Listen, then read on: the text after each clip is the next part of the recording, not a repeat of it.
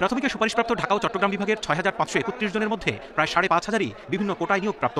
এ দাবি করে মেধার ভিত্তিতে নতুন নিয়োগ চেয়ে রিট করেন নিয়োগ বঞ্চিত ১৫৪ জন। এতে সাড়া দিয়ে ৬,৫৩১ জনের নিয়োগের সুপারিশ বাতিল করে ৬ ফেব্রুয়ারি রায় দেয় হাইকোর্ট। এ নিয়ে সেদিন হাইকোর্টে নজিরবিহীন বিক্ষোভ করে নিয়োগ প্রত্যাশীরা। এরপর থেকেই মাসখানেক ধরে শাহবাগ প্রেস ক্লাব সহ বিভিন্ন স্থানে আন্দোলন করছেন নিয়োগ প্রত্যাশীরা। পরে হাইকোর্টের রায়ের বিরুদ্ধে তারা সহ আপিল করে প্রাথমিক শিক্ষা অধিদপ্তর। আইনজীবীরা জানান ২০১৯ সালে সে সময়কার কোটা পদ্ধতি অনুযায়ী নিয়োগের সব প্রক্রিয়া শেষ হয়, কিন্তু হাইকোর্টের রায়ে চূড়ান্ত ফলাফল বাতিল হয়। বাংলাদেশে যে এই ৫ই আগস্টের শহীদদের রক্তের বিনিময়ে যে ন্যায় বিচার প্রতিষ্ঠা হয়েছে, আদালত যে স্বাধীন, সেটা আপনারা দেখতে পাবেন আজকের রায়ের ভিত্তিতে। হাইকোর্টের রায়ের কার্যকারিতা স্থগিত হয়েছে, সুতরাং তারা চূড়ান্তভাবে উত্তীর্ণ ব্যক্তি, তারা এখন যোগদান করবে। হাইকোর্টের রায় স্থগিত হয় খুশি নিয়োগ প্রত্যাশীরা। এখন দ্রুত বিদ্যালয়ে পদায়নের প্রত্যাশা তাদের। আমরা এখন যোগদান করব, আমরা সামাজিকভাবে খুবই খুশি। এখন আদালতের রায়ের পর থেকে আমাদের আর কোনো আন্দোলন কর্মসূচি নেই। আমাদের সকল প্রকার আন্দোলন কর্মসূচি আমরা প্রত্যাহার করে নিয়েছি। প্রতারক সমন্বয়ক নাহিদ, হাসনাত, সার্জিস ওদেরকে জবাব দিতেই হবে। বৈষম্য বিরোধী আন্দোলন ২৪-এর আন্দোলন কি প্রহসন ছিল?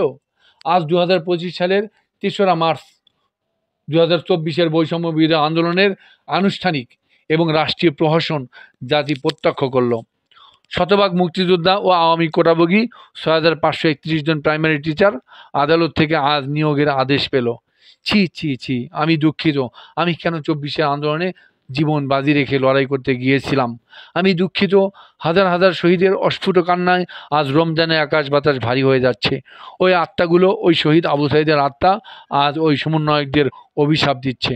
ওরা আমাদেরকেও অভিশাপ দিচ্ছে। আমরা এবং ওই শহীদরা খুনি হাসিনার মুক্তিযোদ্ধা কোটার বিরুদ্ধে ২৪-এর আন্দোলনে যুদ্ধ করেছি। আজ খুনি হাসিনার সুপারিশকৃত ওই বৈষম্যের শতভাগ মুক্তিযোদ্ধা ও আওয়ামী কোটাভোগীরা ৬,৫৩১ জন প্রাইমারি টিচার আদালতের রায়ের মাধ্যমে নিয়োগ পেল। ২০২৪ সালে আমাদের কোটা বিরোধী আন্দোলনের মূল সূচনা ছিল একটি মিছিল। তুমি কে, আমি কে, রাজাকার রাজাকার। কে বলেছে? স্বৈরাচার। আপনারা জানেন যে খুনি হাসিনা পুরো জাতির সাথে তুচ্ছ তাচ্ছিল্য করে বলেছিল মুক্তিযোদ্ধাদের নাতিপুতিরাও পাবে না, তাহলে কি রাজাকারের নাতিপুতিরা পাবে? আমাদের প্রতারক সমন্বয়ক ওই নাহিদ, সার্জিস, হাসনাতরা তা বেমালুম ভুলে গেছে। ওরা ভুলে গেছে ওই মধ্যরাতের রাজাকার স্লোগানের কথা। ওরা ভুলে গেছে ওই রাতে ছাত্রলীগ, যুবলীগ এবং হায়না লীগের আক্রমণের কথা। পরদিন ওই রংপুরে বুক পেতে শাহাদত বরণকারী সেই শহীদ আবু সাঈদের কথা। তখন পুরো জাতি খুনি হাসিনার ওই ৭১ ব্যবসার বিরুদ্ধে ঐক্যবদ্ধ হয়েছিল। মুক্তিযোদ্ধা কোটা বিরোধী আন্দোলন থেকেই কিন্তু আমাদের এক দফা এবং ঢাকার স্থল কর্মসূচি সবশেষে খুনি হাসিনার পালানো এবং পুরো খুনি আওয়ামী হায়নাদের গর্তে লুকানো। ৫ই আগস্ট বা ৩৬শে জুলাই বিজয় এই মুক্তিযোদ্ধা কোটার বিরুদ্ধেই ছিল বিজয়। এই বিজয়ের ফসল সরকার আমাদের ডক্টর ইউনূস সরকার। শুধুমাত্র ডক্টর ইউনূস এবং আদিলুর রহমান ছাড়া এই অন্তর্বর্তী সরকারের একজন প্রতিনিধিও ওই মুক্তিযোদ্ধা কোটা বৈষম্যের চেতনা ধারণ করে না। এরা সবাই সুবিধাবাদী। সেই সুবাদে আমাদের সমন্বয়ক নাহিদ, হাসনাতরাও এখন ২৪-এর কোটা বিরোধী চেতনা ভুলে পুরোপুরি সুবিধাবাদী চেতনা ধারণ করেছে। ওরা ভাইরাল হয়ে গেছে, পরিচিত হয়ে গেছে। এখন ওরা ফেসবুক আর ইউটিউবের মাধ্যমে লাখ লাখ টাকা পেমেন্ট পাচ্ছে। ওরা তো চাকরি করে না, আর এমনিতে লাখ লাখ টাকা পাচ্ছে। তাই ওরা কোটা বিরোধী চেতনা পুরোপুরি ভুলে গেছে। আমাদের ডক্টর ইউনূসের সরকার দেখুন পুরো ২৪ সালে ডিসেম্বর পর্যন্ত ওই মুক্তিযোদ্ধা কোটায় নতুন করে নিয়োগ দেওয়া থেকে যতটুকু সম্ভব বিরত ছিল। তারা এরই অংশ হিসেবে ৩য় ধাপের এই খুনি হাসিনার সুপারিশকৃত শতভাগ মুক্তিযোদ্ধা এবং আওয়ামী কোটাভোগীদের নিয়োগ বাতিল করেছিল। কিন্তু এই বাতিলকৃত কোটাভোগীরা প্রকাশ্যে রাজপথে আন্দোলন করেছিল। কোটা বিরোধী আন্দোলনের চেতনাহারা বিশ্বাসঘাতক সমন্বয়ক নাহিদ, হাসনাত, সার্জিসরা এই কোটাভোগী মুক্তিযোদ্ধা কোটাভোগীদের বিরুদ্ধে একটা টু শব্দ উচ্চারণ করেনি। ওরা হচ্ছে স্বার্থে মেতে উঠেছে। ওরা আমাদের জাতির সাথে প্রতারণা করেছে। ওদের প্রতারণার কারণে এই খুনি হাসিনার সুপারিশকৃত শতভাগ মুক্তিযোদ্ধা এবং আওয়ামী কোটাভোগীরা আজ নিয়োগ পেল।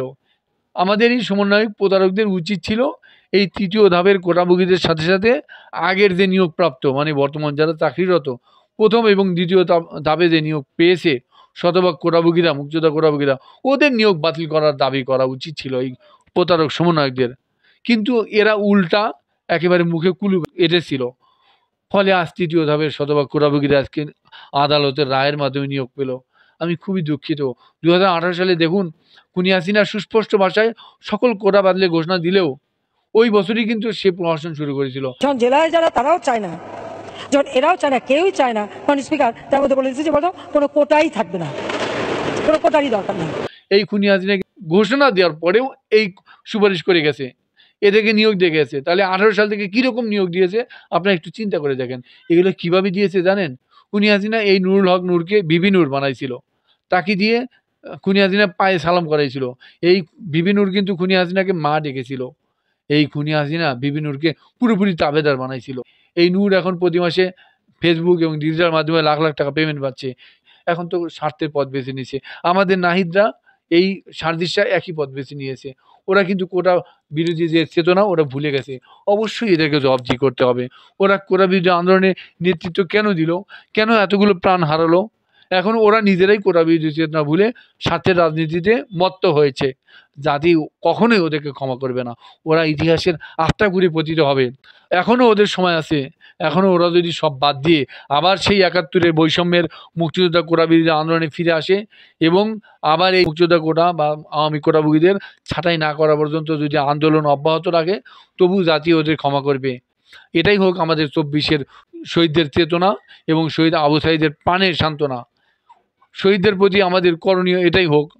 তা না হলে আমাদের এই সমন্বয়ক নাহিদ, হাসনাত এবং এই বিবি নূররা কোটা বিরোধী চেতনা থেকে বিচ্যুত হওয়ার কারণে জবাবদিহি করতে হবে।